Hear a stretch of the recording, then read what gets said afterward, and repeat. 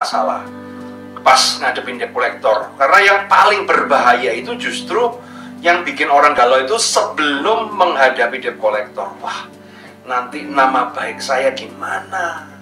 Nanti orang tua saya gimana? Gitu ya. Nanti gimana nanti anak saya? Ini kadang-kadang hal-hal seperti ini yang membuat Anda mulai nggak waras gitu ya. Problemnya adalah ketika Anda ketakutan ini menguasai hidup Anda, logik Anda akan mati, maka yang terjadi adalah Anda itu akan menuju ke jurang sengsara yang lebih parah. Hutang itu bukan seperti masalah cinta, yang solusinya adalah waktu. Ya, kalau cinta itu kan ketika kita putus cinta, biarkan waktu yang akan menghapus segalanya. Tapi masalahnya kalau hutang, kalau Anda biarin, Anda pakai solusi waktu, maka yang terjadi adalah hutangnya tambah lama, tambah gede, tambah bengkak, dan satu persatu pintu solusi itu akan satu persatu pintu solusi itu akan mati gitu loh, tutup. Dan akhirnya akan cuman ada sisa satu solusi, yaitu adalah apa yang paling Anda takutin itu yang akan terjadi. Ya, jadi kayak contoh ya, masalah di kartu kredit itu. Banyak orang ke saya, Pak, orang datang ke saya udah babak belur semua ya. Orang udah ibarat kata kartunya udah macet semua, udah diteror debt collector sudah sudah neror orang sekitar, bahkan Anda sudah dijadikan musuh bersama. Gitu kan, Anda udah stres, bahkan mungkin mobilnya udah hilang, udah digadekan ataupun udah dirampas, kemudian sudah jual rumah. That's the point. Itu yang terjadi adalah ketika Anda dikuasai oleh ketakutan bercampur dengan ketidaktahuan, itu adalah kombinasi yang sangat mematikan. Untuk itulah sebenarnya kartu kredit itu gampang, teman-teman. Kartu kredit itu gampang banget.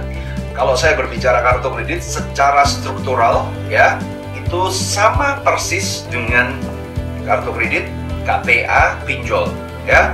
Secara hukum, struktur hukumnya ini sama persis. Jadi ketika saya berbicara kartu kredit, apakah bisa diterapkan ke KTA? Bisa. Apakah bisa diterapkan ke pinjol? Bisa. Karena ini masuk dalam satu kategori, yaitu kredit tanpa jaminan. Oke.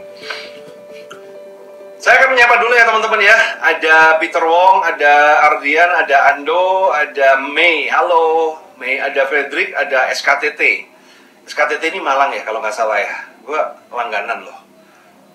Cuman nggak tahu cabangnya yang di Blimbing itu kok tutup ya. Nah, halo, ada Leonardo di sini. Siapa aja ya teman-teman yang ada di Instagram ya?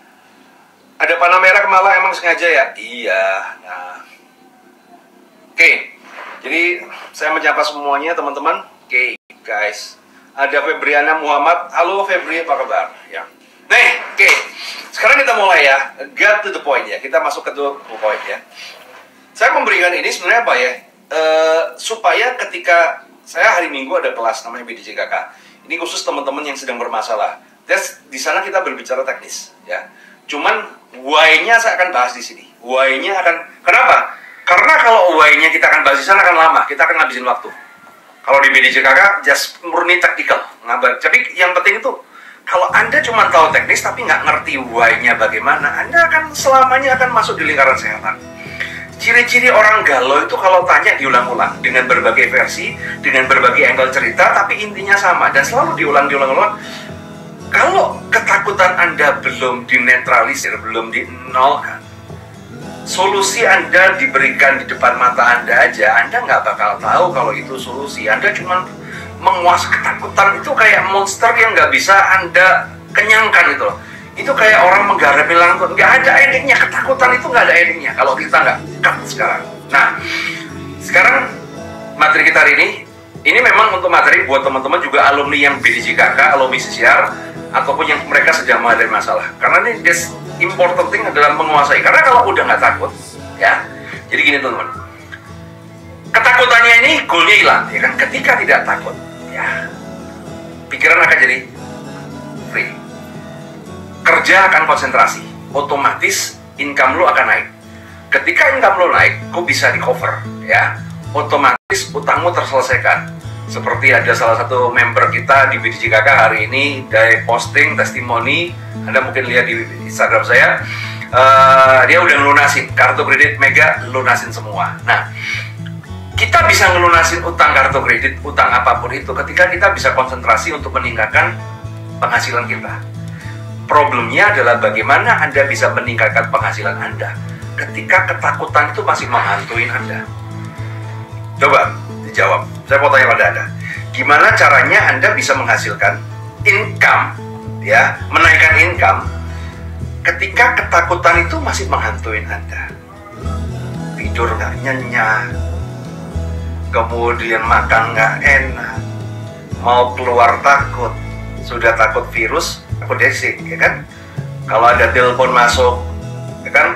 Kalau ada telepon masuk, nggak enak, gitu kan? Was-was, gitu kan? Ada yang ketok pintu, was-was. Pertanyaannya simple, bagaimana Anda bisa meningkatkan income ketika kondisi Anda seperti itu? Bagaimana Anda bisa kreatif? Ya, walaupun ada sebagian kecil orang yang bisa ketika tertekan dia akan kreatif, tapi itu sebagian kecil banget, teman-teman. Itu sebagian kecil banget, ya, sebagian kecil banget. Nah, kita akan mulai, ya guys. Nah, sekarang kita akan mulai. Saya akan lebih spesifik tentang ketakutan, ya. Jadi kata kuncinya adalah apa? Kenapa orang takut? Karena tidak tahu dan tidak pernah melakukan, ya. Jadi nomor satu adalah kenapa orang takut? Karena tidak tahu dan tidak pernah. Nah, jadi kata kuncinya adalah pengetahuan dan pengalaman.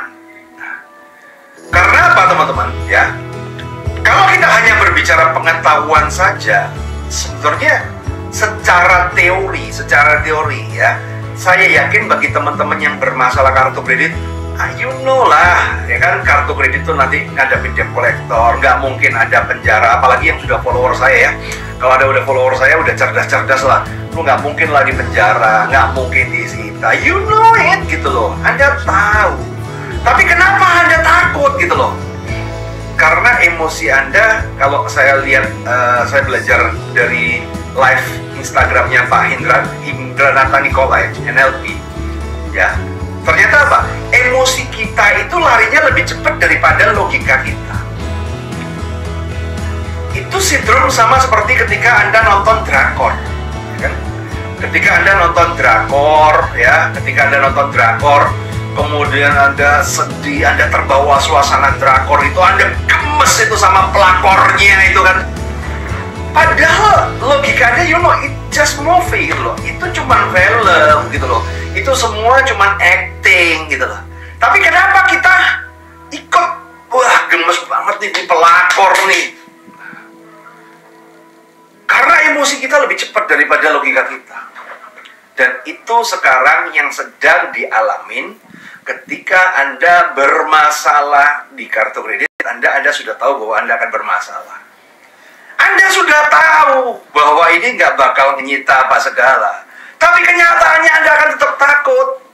Dan Anda akan mencari solusi terus. Nah, kalau Anda sudah masuk di dalam lingkaran ini, nggak bakal selesai. Nggak bakal selesai, guys. Nah, maka dari itulah kita, kata kuncinya dalam satu adalah pengetahuan. Ya, nomor satu pengetahuan. Bagi Anda yang sudah follower saya lama, udah paham lah pengetahuannya. Cuman saya ulang sedikit buat teman-teman yang baru join di sini. Karena mungkin ada 1-2 orang yang tidak tahu kesusahan apa segala. Silakan di-share, teman-teman. Silakan di-share video di Facebook ini ataupun di YouTube. Ya, kalau Instagram nggak bisa nge-share ya. Mention aja deh, ajak ya. Nah, oke, saya ulang dikit ya. Nah, oke. Kita berbicara pengetahuan dulu ya. Dari pengetahuan, kemudian nanti kita berbicara kepercayaan. Jadi itu ya, pengalaman ya. Nomor 1, karena apa? Kita belajar itu harus 5 dimensi. Ternyata ya, kita nggak bisa cuma ngomongin doang. That's the point, ya kan? Karena apa? Banyak orang ngomongin tetap gitu-gitu aja gitu loh, ya. Ternyata kita tidak bisa sekedar lebih jangan omongin. Kita harus 5 dimensi. Maka dari itulah saya akan jelaskan. Kita berbicara dari struktur hukumnya. Saya ulang lagi ya, teman-teman. Buat teman-teman yang sudah mendengar untuk mastery. Tapi kalau yang baru, ya, nomor 1 adalah berbahaya atau tidaknya utang tergantung dari jaminan Anda. Tergantung dari jaminan Anda. Ya, utang itu cuma ada 3. 1 jaminan properti, nomor 2 jaminan kendaraan, ya, nomor 3 tanpa jaminan. Dan gitu aja deh. Ya, kalau jaminan properti itu namanya undang-undang kredit hak tanggungan. Hak tanggungan. Kalau mobil itu fidusia, ya, mobil mesin di dalamnya itu fidusia. Non agunan nggak ada hukumnya. Ya, jadi secara struktur kalau kita berbicara kartu kredit itu penyelesaiannya berbeda ketika kita kredit beragunan. Itulah kenapa saya ada kelas itu 2. Saya ada kelas BDJKK yang untuk teman-teman yang non agunan. Tapi kalau yang beragunan itu saya ada kelas namanya solusi kredit beragunan. Itu saya dengan pengacara saya Pak Antoni Yuda Timur. Kenapa? Karena agunan itu berbeda. Setiap akad kredit itu klausulnya beda, cara penyelesaian beda. Tapi kalau non agunan karena tidak ada akad kreditnya, jadi klausulnya sama.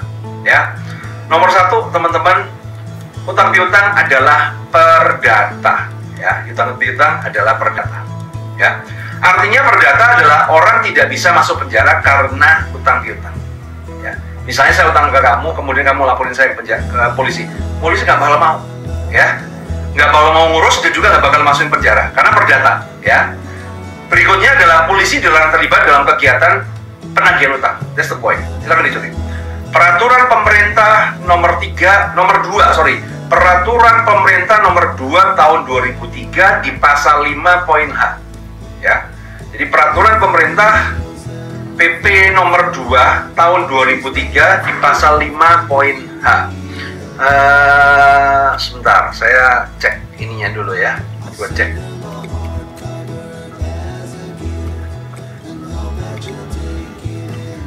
Saya carikan dulu. Oke, buka.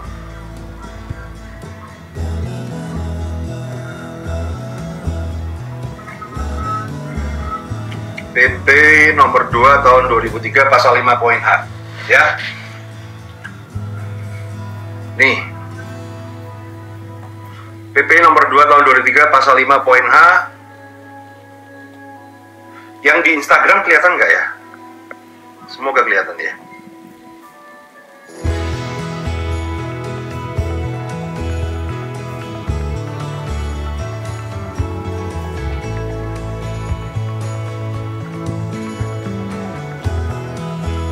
Bentar ya.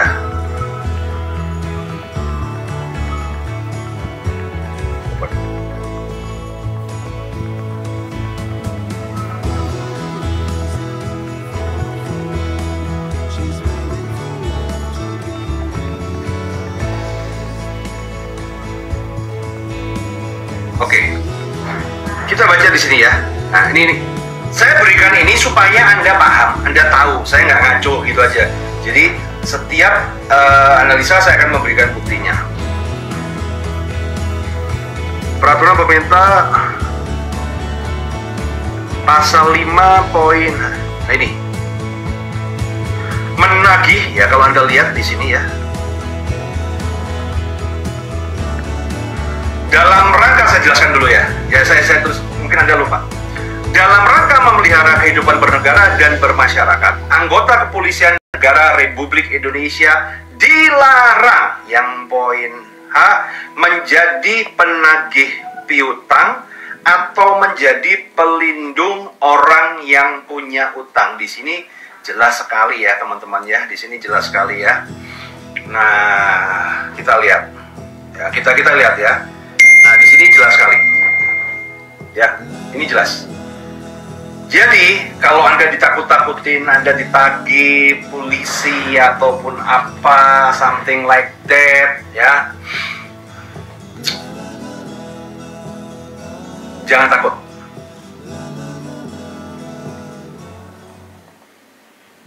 Ya, jangan takut. Bentar.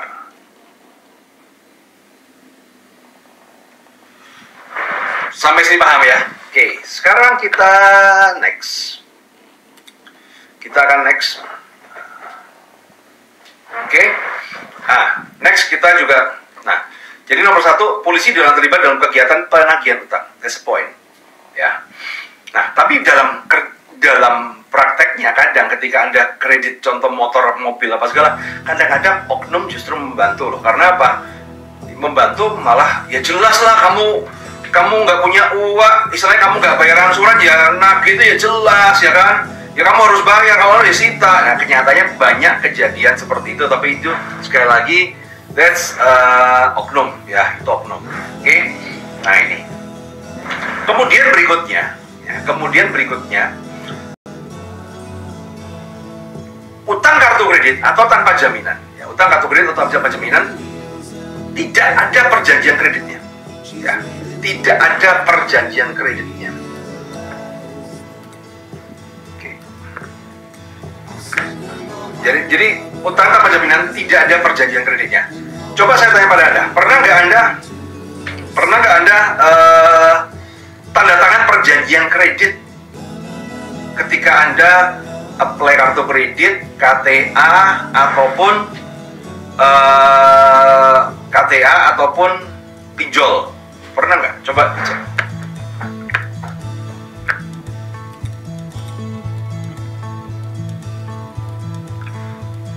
Pak, nggak ngajak live sama bareng Pak Joni? Udah pernah, sering saya ngajak live sama Pak Jon, sama gitu ya. Kalau aparat kayak TNI sama, similar, tapi saya kurang paham, kalau nggak salah TNI dilarang berbisnis, itu nanti masuknya di situ, ya.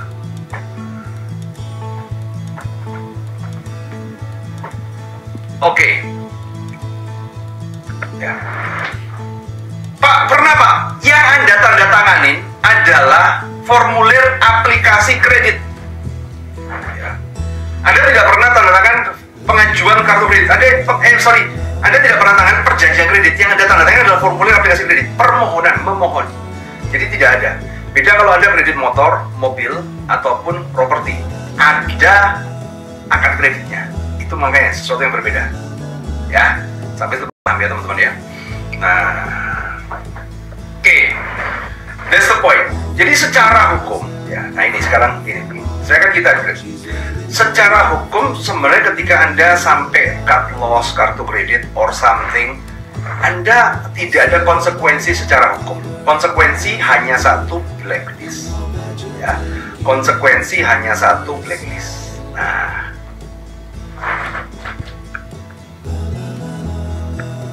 ini pertanyaan, ada istilah menarik nih. Yang pernah saya baca, bank berhak memakai pihak ketiga untuk menyelesaikan tunggakan. Itu yang ada.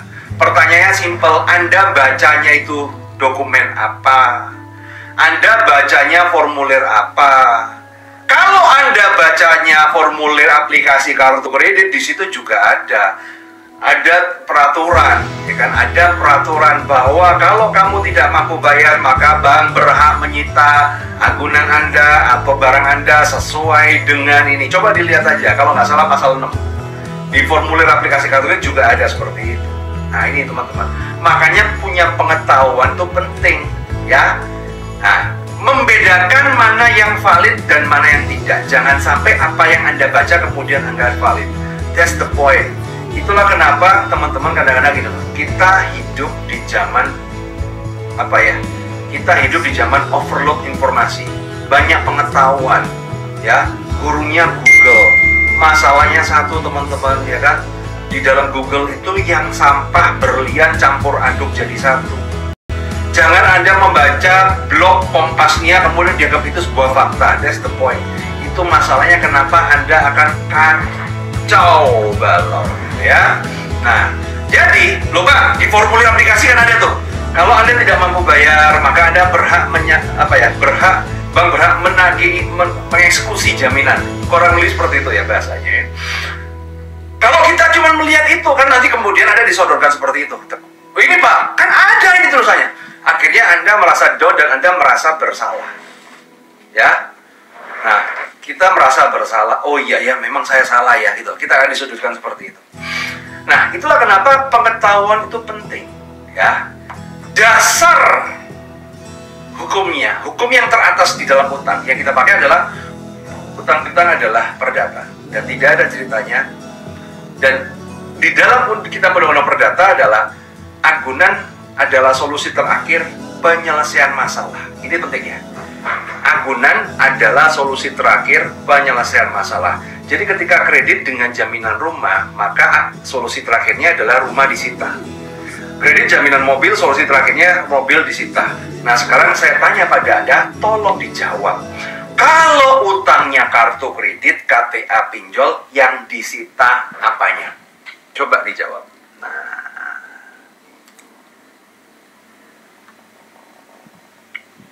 yuk, coba dijawab. Saya pengen tahu nih. Nah,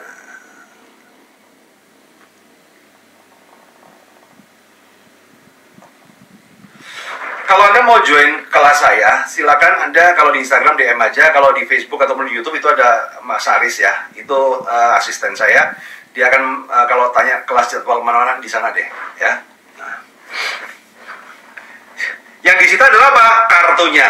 Kalau ada yang bilang kartunya, nanti bilang sama debt collectornya, Bang, Mas, Bro, gitu kan. Jangankan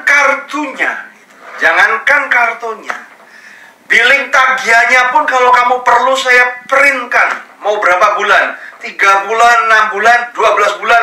Kalau perlu seutang-utangnya kamu sita semua deh.